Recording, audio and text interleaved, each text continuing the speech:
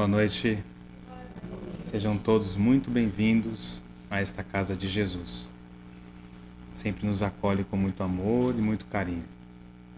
Quero rapidamente aqui agradecer a todos pela presença, agradecer pela ajuda que cada um de vocês dá a esta casa, aos trabalhos sociais, podemos dizer assim, né, que a casa se dispõe a fazer. Esta semana, melhor dizendo, nós começamos duas campanhas, né? A campanha dos cobertores e a campanha do agasalho. A gente aceita a doação, né, de todo tipo de agasalho, todos os tamanhos, claro, né, que esteja em condições de uso, para que a gente possa doar. A gente teve uma prévia aí agora no outono, né?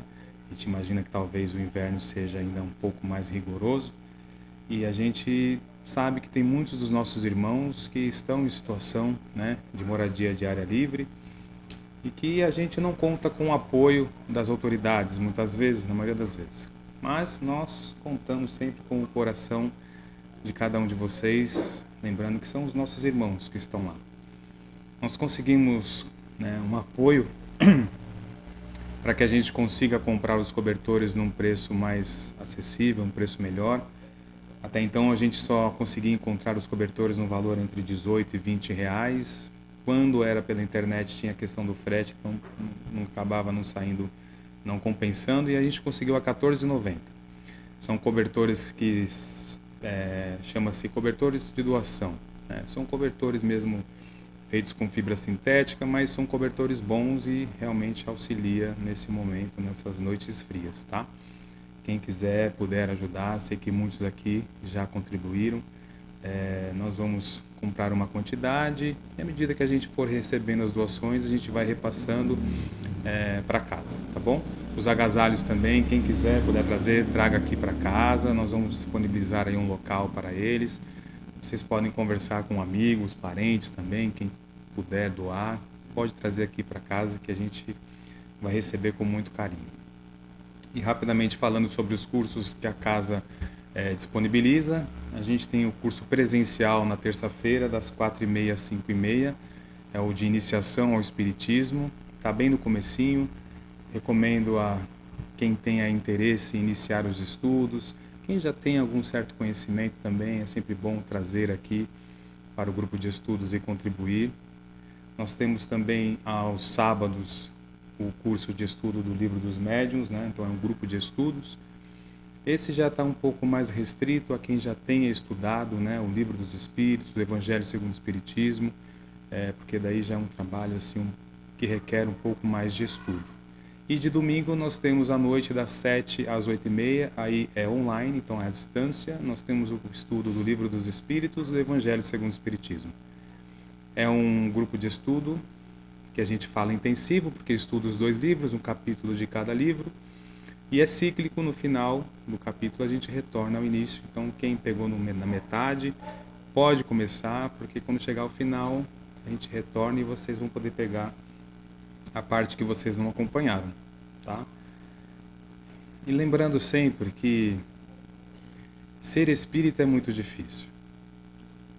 Não é fácil, porque realmente é olhar para dentro de si com um punhado gigantesco de informações. É olhar os ensinamentos de Jesus com os olhos do Espírito, já não da matéria. Já não como os nossos irmãos de outrora, os escribas e os fariseus. Já não mais com as palavras, mas agora com os exemplos. E não é fácil olhar para si, enxergar os seus defeitos, dificuldades e tentar mudar. Mas, da mesma forma, o Espiritismo nos mostra os benefícios de enfrentar essa luta. Porque a cada encarnação, cada jornada em que saímos vitoriosos, em que vencemos a nós mesmos, nós avançamos nos degraus da evolução. O sofrimento tende a ser menor. As lutas continuam, mas nós vamos contando com o apoio do nosso conhecimento, dos nossos irmãos que nos acompanham. A luta é muito difícil, mas a doutrina nos ensina que estamos cercados de uma nuvem de testemunhas de irmãos, de espíritos de luz que apoiam, que protegem, que vibram por nós, para que possamos sim sair vitoriosos. Não nos esqueçamos de recorrer sempre à oração. Esse momento em que nós nos elevamos, em que o Espírito se conecta a espiritualidades elevadas, e essas nos trazem alento através da inspiração, dos bons pensamentos. Não nos esqueçamos que Jesus disse para orarmos e vigiarmos. Oremos sempre. Então convido a todos agora que a gente feche os nossos olhos. Por favor.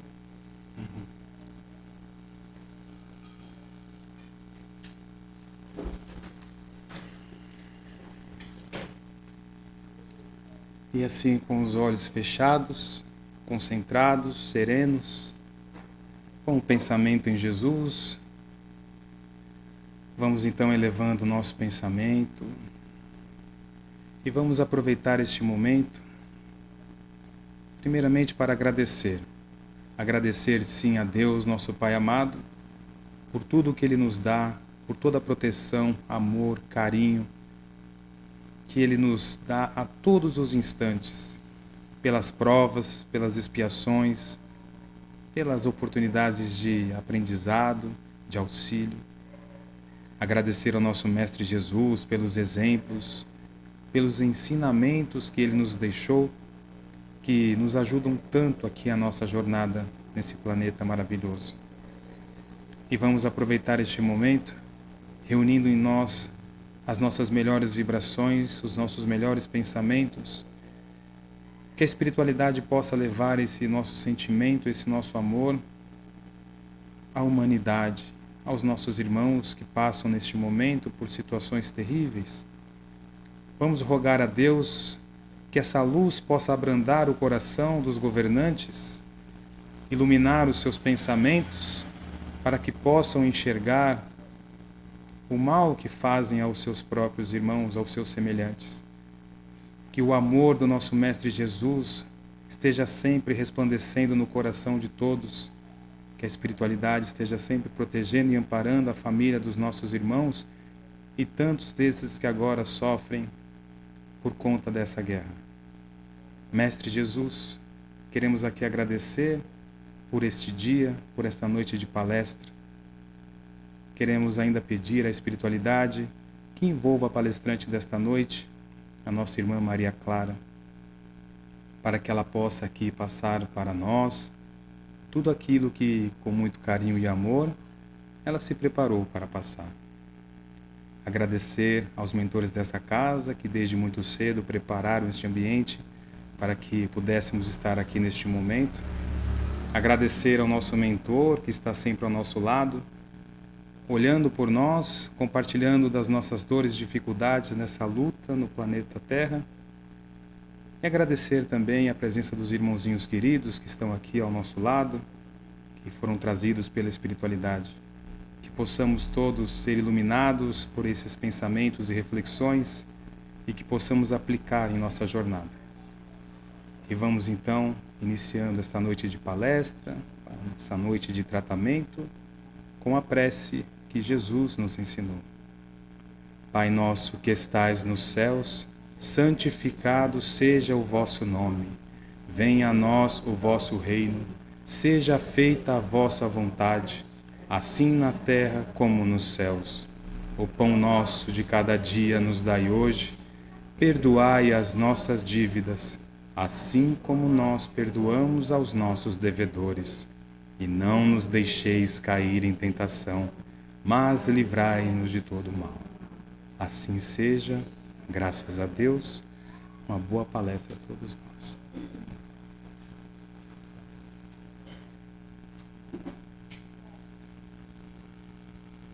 Boa noite. A última vez que eu estive aqui, o meu assunto era um pouco delicado, né? Mas hoje o assunto é mais leve. Eu resolvi falar um pouco de milagre, de cura, de passe, para a gente entender melhor até mesmo o que a gente vem fazer aqui, o que a gente recebe ali, né? Na sala de passe. E principalmente porque as pessoas me perguntam muito por que o espírita não tem a palavra milagre ou não acredita em milagre, né? Aí eu costumo falar sempre, a nossa questão não é com o fenômeno em si, mas com a acepção da palavra. Etimologicamente, milagre vem do latim, né? E ele significa coisa admirável, extraordinária, surpreendente. Daí, se a gente for olhar lá no nosso dicionário, né, na acepção mais acadêmica, daí a gente vai encontrar que é algo divino, fora das leis da natureza, inexplicável. Que aí é a questão que a gente começa a pegar já, né? E sem falar que a acepção das massas, né, das pessoas, é usada. Kardec ainda fala que é uma acepção vulgar, porque hoje a gente usa a palavra milagre para qualquer coisa, né? Nossa, que milagre você aqui! E não é um milagre, não é? Então a gente acabou até banalizando o sentido da palavra. Pela característica sua, o milagre ele é uma coisa inexplicável, né? Então as pessoas entendem como fora das leis da natureza. Para a igreja, por exemplo, um milagre é aquilo que a ciência comprova, mas não explica, né? Então, hoje eu sou internada, estou com um problema de saúde, faço exames, os exames indicam, daí eu recebo uma ajuda espiritual, no dia seguinte faço o exame e não deu mais nada. Então, a ciência comprovou que houve um fenômeno ali, mas não explicou. Então, isso para a igreja é considerado milagre, aquilo que a ciência não explica. Comprovou, mas não está explicado, né? Só que a gente tem que lembrar que não é tudo que a ciência explica também, certo? Para Kardec, o milagre se explica. Se o milagre estivesse fora das leis da natureza, que é o ponto que pega para a gente, Cristo teria derrogado as leis de Deus, que são eternas e imutáveis. O que seria derrogado? Né? Revogar, mudar um trechinho da lei. Teria Jesus, então, desobedecido às leis de Deus a cada milagre que ele fez? E olha que não foram poucos. Teria Deus concedido a ele, é meu filho querido, vou abrir mão para ele, abrindo uma brecha nas suas leis? Não. Claro que não. As leis de Deus são eternas e imutáveis. Então a gente não pode dizer que o milagre está fora das leis de Deus, porque Jesus não faria isso, né? E, inclusive, ele ainda deixou bem claro para a gente que ele não veio descumprir as leis de Deus, muito pelo contrário, ele veio para dar cumprimento às leis de Deus. Então, ele não poderia estar fora dela. Então, a gente não pode entender o milagre como fora das leis da natureza, porque as leis da natureza são leis de Deus. Leis que ele criou para disciplinar, para equilibrar o nosso mundo. Correto? É aí que pega para a gente. Ele, Cristo principalmente, Cristo, ele estava aqui quando o nosso mundo foi criado. Ele já era um espírito superior. Ele participou da criação do nosso planeta. Então ele, melhor do que ninguém, conhece os mecanismos fluídicos para se operar curas. Para Jesus é muito fácil. É um processo muito simples. A gente não entende esse mecanismo. Nós não temos essa competência, essa evolução que ele tem. Por isso que para a maioria das pessoas, né? O milagre é aquela coisa excepcional. Mas, na verdade, Cristo sabia muito bem. Tanto que ele não só curou, como ele caminhou pelas águas, ele multiplicou peixes, ele, né, fez vários milagres que não se restringem só à cura, né? Aí, então, vem o Espiritismo, né, a seu turno, revelar certas leis e, consequentemente, explicar esses fenômenos na alçada das leis de Deus.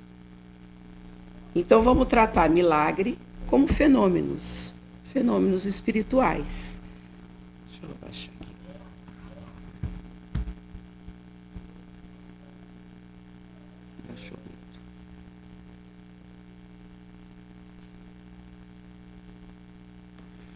O Espiritismo fala, né, que esses fenômenos que ocorrem, principalmente, eles se prendem à existência e à intervenção de espíritos sobre a matéria.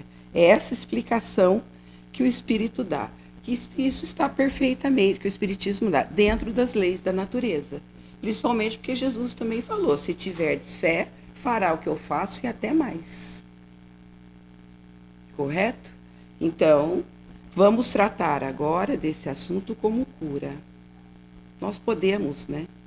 Porque tanto o nosso corpo carnal quanto o nosso corpo espiritual, nós temos energia. Correto? Eu já falei até aqui, né? Que o nosso átomo ele tem energia lá dentro.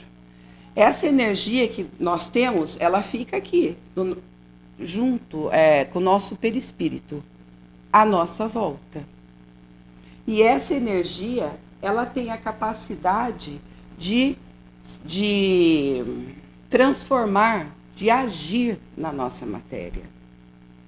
É a nossa aura, né? Nós temos uma aura. A cura, na verdade, ela vai se operar pela substituição. Então, os espíritos, sabendo, conhecendo o nosso corpo, o que está ruim entre nós, então é feita uma substituição de uma molécula malsã, doente, por uma molécula sã. O fenômeno se dá aí, pela inteligência e poder desses espíritos, né? Tanto um espírito encarnado, quanto, né, os nossos espíritos, quanto o espírito de desencarnado, eles são o agente propulsor dessa energia. São eles que infiltram, né, no corpo doente essa energia desse nosso envoltório que nós temos, que emana para uma outra pessoa e com a força do espírito que eles penetram nessas moléculas do nosso espírito.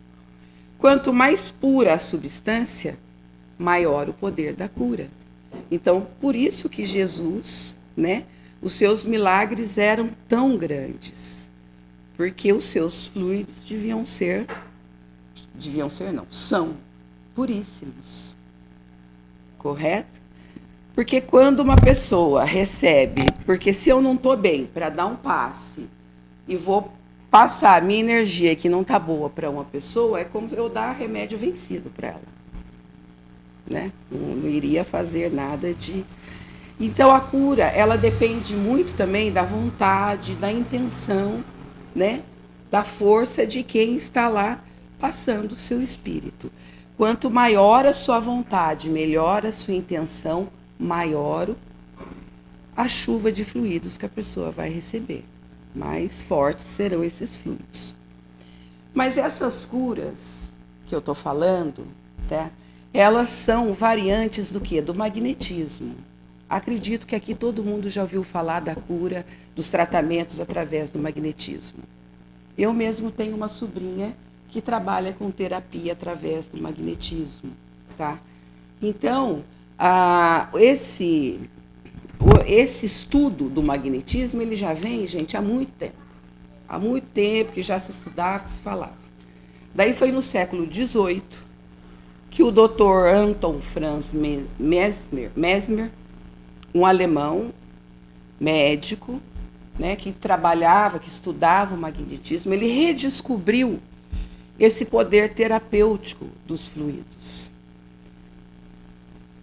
Deixa eu abaixar aqui minha colinha. Tá? Ele foi o criador da teoria do magnetismo animal. Magnetismo animal é isso, é de pessoa para pessoa, tá, gente? Nós estamos falando, quando a gente fala de energia animal aqui, de bioenergia, energia humana, a nossa, tá? Então ele começou a aproveitar essa energia humana para trabalhar a hipnose, uma série de coisas. Ele morreu em 1815, achei isso muito interessante.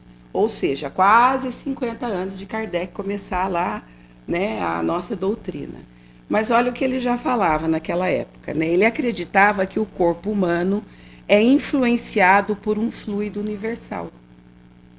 Então ele já falava desse fluido universal bem antes de Kardec. Só que ele até tentou explicar também que havia uma ação espírita aí, de espíritos, só que ele foi ignorado, desprezado, essa teoria dele, então ele ficou ali como o pai da teoria da energia animal. Porque não aceitaram, a ciência não aceitou o ponto de vista dele sobre espíritos, sobre espiritismo. E dessa forma ele começou a fazer as curas, através do transe, do magnetismo. Então, essas curas, esse magnetismo, de certa forma, abriu o caminho para o espiritismo. Porque Kardec, por exemplo, foi um grande magnetizador. Ele estudou o magnetismo por mais de 30 anos, para poder, então, né, agregar à nossa doutrina o passe. Porque o espiritismo colocou um elemento a mais no magnetismo, que é a ação dos espíritos. Então, hoje nós temos nos centros, os centros fazem tratamentos através do passe. E como que são esses passes, né? Existem tipos de passe. Então, basicamente, o primeiro tipo de passe é o magnético. O passe magnético é, por exemplo, eu estou lá na minha casa e vejo a necessidade de passar um pouco de energia boa para alguém. Então, eu posso, naquele momento, fazer uma oração, desejar, né, ardentemente, que eu possa transmitir esses fluidos, que a pessoa receba, que possa fazer bem para ela. Isso qualquer um de nós podemos fazer, desde que tenha essa vontade, essa intenção de ajudar, de curar. Então, esse é o passe magnético. Nós temos também o passe espiritual. Às vezes, os espíritos que estão junto da gente, eles estão ali, né, nos ajudando, sentem a necessidade de nos dar um passe para uma inspiração, por exemplo, ou um passe para nos acalmar, para nos induzir ao sono, tá? Pela vontade deles, sem que a gente até perceba, mas sem a menor intervenção de outra pessoa. Os espíritos podem fazer isso pela gente. E, finalmente, o passe misto, que é o passe que a gente recebe na maioria dos centros espíritas. Por quê? Entram aqui os passistas, que vão doar a energia deles. E nós temos ainda aqui os espíritos da casa, que vão identificar em cada um de vocês aquilo que vocês estão necessitando. E vão doar ali o espírito, o tratamento, o fluido terapêutico que cada um precisa. Então, esse é o passe misto, que é o que a gente recebe. Tem ainda alguns centros espíritas que são especializados em cura, né, que é o passe misto também. Aqui em Ubatuba nós temos um que é lá no Saco da Ribeira. Ele se chama Grupo Fraterno José de Anchieta.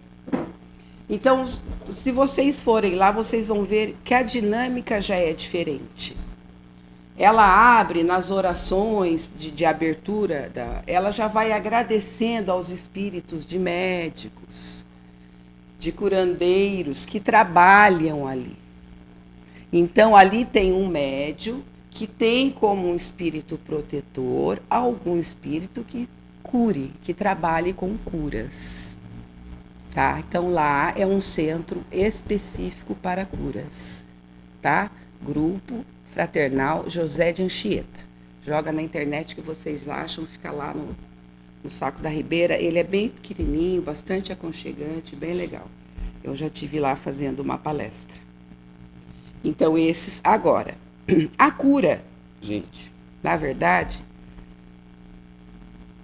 a faculdade de te curar por essa influência fluídica, ela é muito comum e ela pode ser desenvolvida em qualquer pessoa que queira treinar, que queira fazer, né? Agora, aquela cura que Jesus fazia, levanta e vai, tal. Esse tipo de cura imediata, por quê? Estou falando que a cura que nós temos é uma cura que não se dá quase sempre imediatamente. É uma cura que é um tratamento que a gente faz, né? Jesus curava na hora, ressuscitava, né? Na hora ali com a maior facilidade, pelo seu poder, lógico. Então é só dele. Agora, a nossa é um tratamento um pouco mais prolongado, que varia de acordo com o nosso merecimento, né? Com uma série de coisas. Mas se a gente for ver, tem muita gente até hoje que duvida. Tem gente que não acredita, né? Aí eu estava vendo uma palestra de uma mulher chamada Nete Guimarães. É muito bacana essa palestra dela. Se vocês jogarem lá Passo Espiritual, vai sair essa palestra dela. Ela fala de uma pesquisa que foi feita por um físico que não acreditava em nada. E certa vez ele estava assistindo televisão com a mulher dele, apareceu lá um guru falando que fazia curas. Daí a mulher, nossa, eu sigo, ele faz curas, tal. Ele, que isso? Isso é efeito placebo.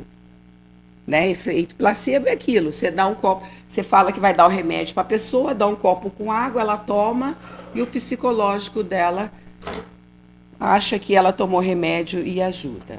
A mulher, não, ele cura mesmo. Você não é físico? Por que você não faz uma experiência? E ele então resolveu fazer. Ele pegou 6 ratinhos e fez um corte de 6 centímetros nas costas de cada um dos ratos, das cobaias. O primeiro rato não recebeu nenhum tipo de tratamento. O segundo recebeu antissépticos e anti-inflamatórios, que é o que a gente toma em casa. O terceiro recebeu a água fluidificada, que eles chamam de bioenergia indireta. Bioenergia, porque foi a energia de um passista. Ele provavelmente chamou um médium de cura, né, para realizar essa pesquisa. Então, o primeiro médium fluidificou a água. Então, o ratinho número 3 foi tratado com água fluidificada. O ratinho número 4 recebeu apenas o passe pela imposição das mãos do médium de cura. O ratinho número 5 recebeu a bioenergia indireta, a água fluidificada, e o passe. E o sexto ratinho recebeu tudo. Antisséptico, anti-inflamatório, o passe, a água fluidificada.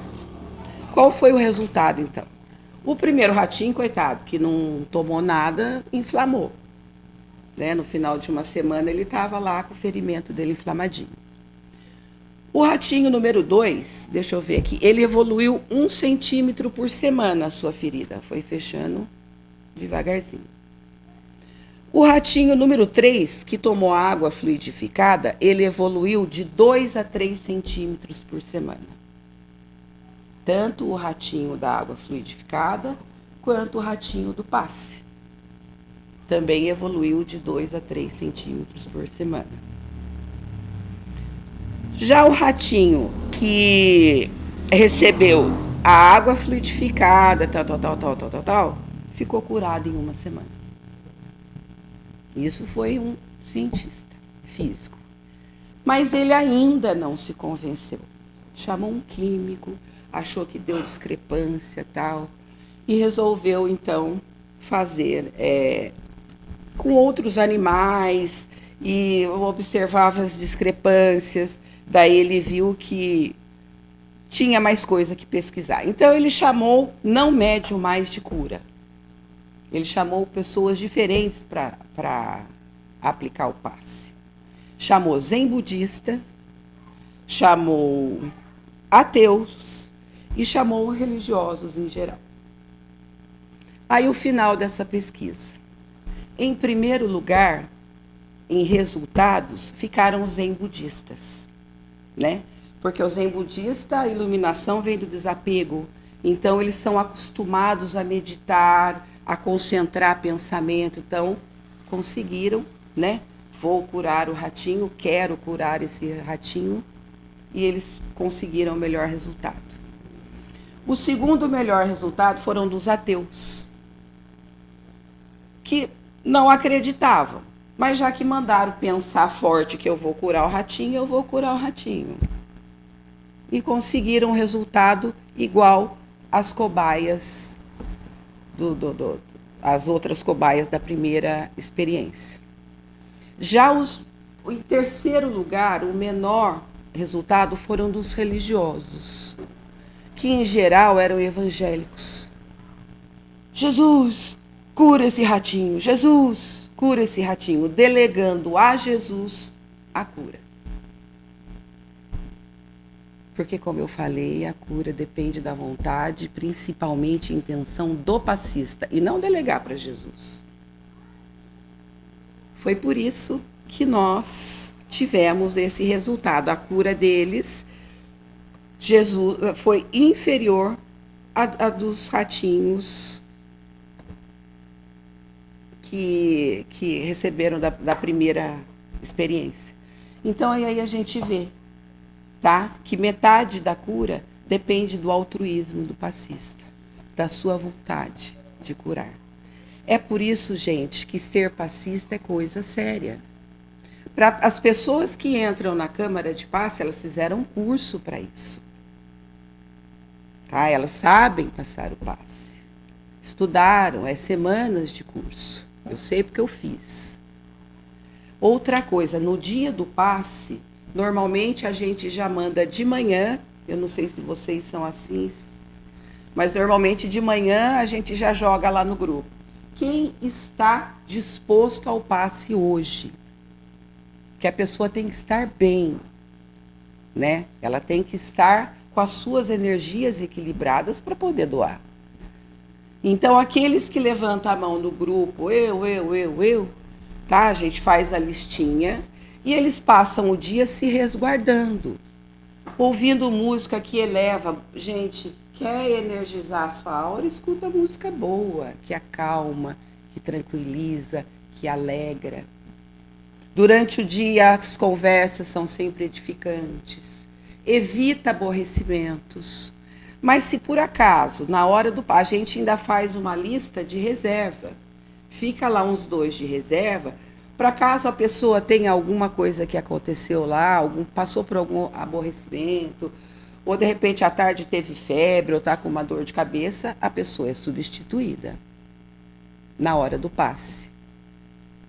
Tá? Para que ela esteja, para que eu possa doar, eu tenho que ter uma boa energia. Então, para vocês verem como é coisa séria, né? Fazer um passe. O Mesmer ainda fala que de todos os corpos da natureza é o próprio homem que atua com maior eficácia sobre o homem. Então a gente consegue atuar. Mas ainda assim, houveram dúvidas, tá? Fizeram mais outra pesquisa. Só que agora as cobaias eram pessoas humanas. Então chamaram 3 tipos. Os que sabiam, mas não queriam. Os que não sabiam da experiência. E os que sabiam e queriam. Então, em primeiro lugar, as pessoas que foram receber o passe, mas não queriam, na maioria achava que era obra do demônio, né? Porque tem muita gente que fala que não se deve invocar os espíritos que está na Bíblia. Concordamos com isso, realmente não se deve invocar. Mas são eles que se manifestam. É diferente, né?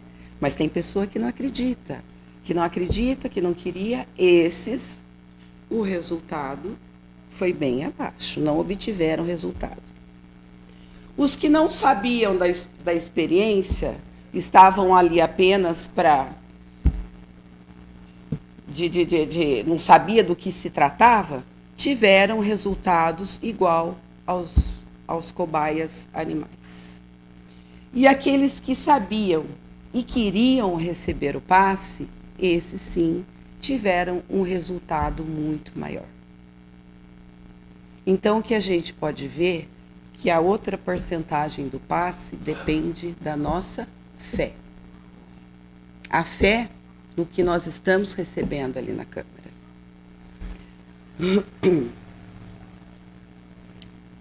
A fé, no momento do passe, ela constitui ponto de apoio indispensável para a ação espiritual.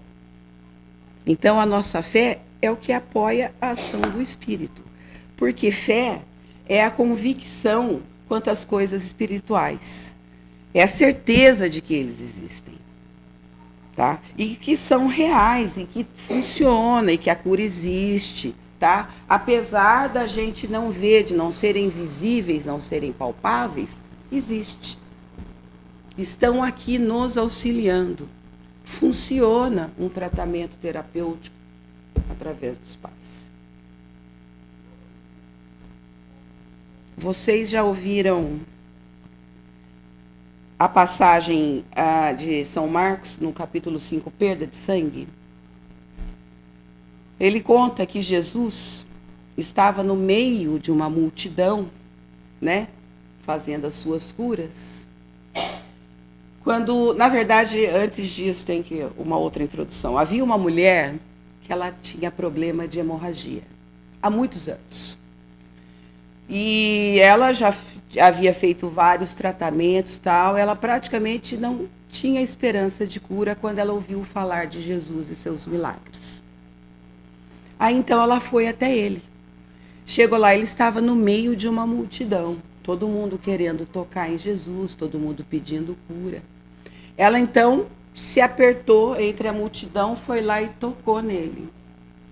Ela sabia que se ela tocasse pelo menos nas vestes dele, ela ficaria curada. Ela acreditava piamente nisso. Que foi o que realmente aconteceu. O momento que ela toca nas vestes de Jesus, ela sente uma transformação em seu corpo e percebeu que havia ficado curada. Só que nesse momento Jesus virou para os apóstolos, ele falou, alguém tocou em mim. Os apóstolos falaram assim, tem uma multidão tocando em você, está todo mundo tocando em você. Ele falou assim, mas o milagre saiu de mim. Porque Jesus, como eu disse, conhecedor dos fluidos, ele soube que ele não teve a intenção, ele sabe que para ele curar, ele tinha a intenção de curar. Mas de repente os fluidos saíram dele. Por quê? Porque a fé dela funcionou como força atrativa desse fenômeno da cura. Ela, então, naquele momento, quando ela viu que ela havia causado, né, um transtorno em Jesus, ela caiu de joelhos e pediu perdão para ele. Perdão, Jesus, fui eu que toquei em você. Daí ele virou para ela e falou assim, levanta e vai. Quem te curou foi a tua fé. Correto? Então, para vocês verem o poder que a nossa fé exerce sobre esses momentos de cura, esses fenômenos.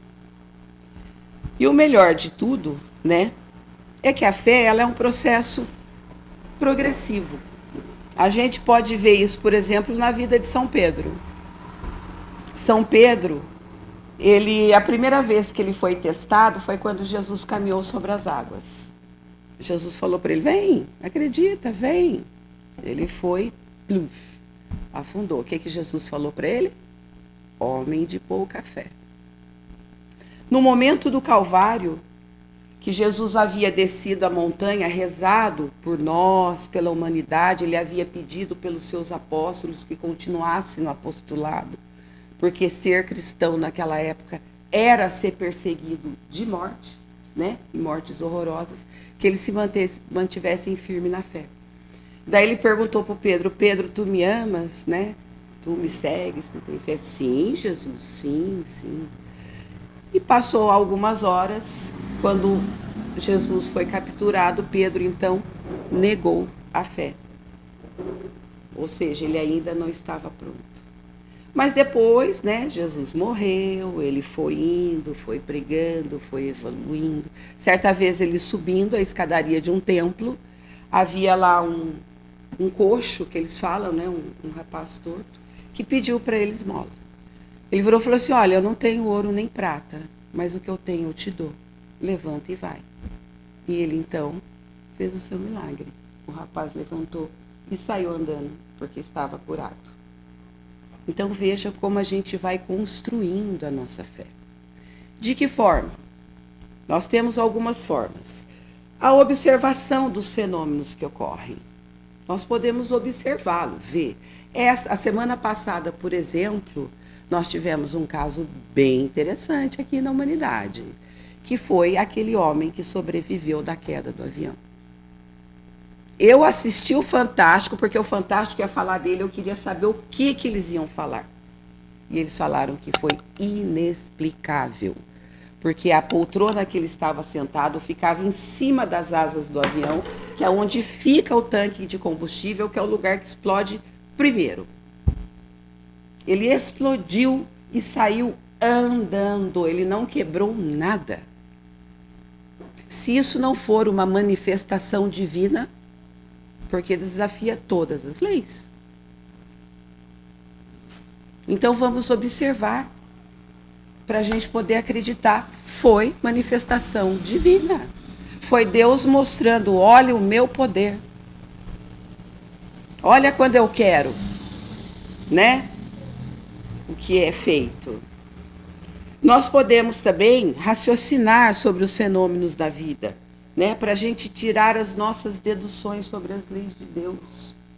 Então vamos pensar, vamos meditar a respeito das coisas que acontecem, né? Principalmente apoiado nos estudos e as informações que a gente recebe também, né? Não só de nós aqui que compartilhamos conhecimento, como dos espíritos. Espíritos de autoridade, claro, né? De moral elevada, que nos trazem várias informações. E aí a gente vai conhecendo, ligando os pontos, raciocinando, observando e falando, nossa, existe, né? Acontece. Nós aqui já temos, né? Alguma fé, porque nós já sabemos alguma coisa sobre o mundo espiritual, tudo. Mas a gente pode, né, no caso, ficar exercitando, aumentando através dos estudos, né? Cada vez que a gente estuda, que a gente descobre mais coisas, a gente está aumentando a nossa fé, a gente está cultuando, como eu falei, através das observações dos fenômenos espirituais, né? A nossa fé vai crescer. E com isso, vai permitir que a gente também realize coisas importantes, né? Para o nosso próximo. Gente, já estou terminando, tá? Então vamos ter fé em Deus, porque Deus é bondade e poder infinita. Temos que ter fé e acreditar nisso. Ele está sempre no nosso socorro.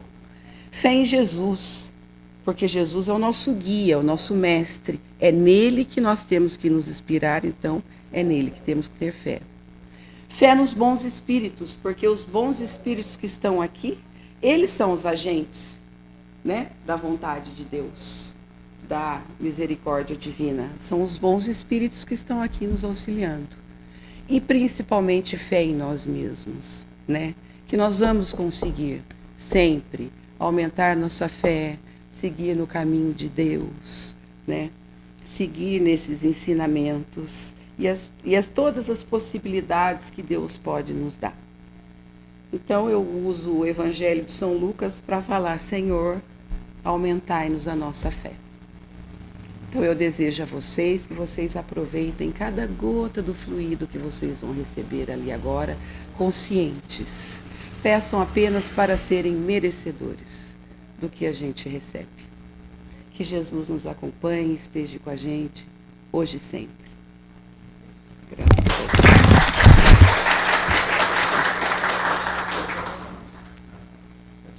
Meus irmãos queridos, vamos fechando os nossos olhos, abrindo os nossos olhos da alma. E vamos começar agradecendo muito a nossa irmã por essa palestra maravilhosa, pela inspiração desses espíritos tão acolhedores dessa casa. Vamos agradecer ao nosso mentor, esse amigo que nos ajudou a estar aqui hoje, que pega na nossa mão, que está com a gente a um pensamento de distância. Vamos agradecendo aos mentores dessa casa. E se ligando a esses espíritos, meus irmãos, vamos lembrando do ensinamento da palestra de hoje. tamanho da força que tem a nossa fé, do tamanho da potência dessa ligação com o plano espiritual que aqui está. Vamos estreitando esses laços para que a gente esteja juntos no fluxo divino. E com o coração cheio de gratidão, agradecendo a esses espíritos amigos, vamos elevar ainda mais os nossos pensamentos e vamos agradecer a Jesus, ao nosso Mestre. Agradecer a Maria de Nazaré, Mãe acolhedora que sempre está com a gente também, nos cuidando nessa casa. E vamos agradecer a Deus, nosso Criador. Vamos agradecer pela oportunidade dessa existência, pela oportunidade de estarmos aqui, pela oportunidade do caminho. E assim, conectados a esse fluido, exercitando a nossa fé, vamos todos juntos dizendo: Pai nosso que estais nos céus, santificado seja o vosso nome. Venha a nós o vosso reino. Seja feita a vossa vontade, assim na terra como nos céus. O pão nosso de cada dia nos dai hoje. Perdoai as nossas dívidas, assim como nós perdoamos aos nossos devedores. E não nos deixeis, Pai, cair em tentação, mas livrai-nos de todo o mal, que assim seja, graças a Deus. Então vamos aguardar agora concentrados para recebermos o passe. Boa noite a todos.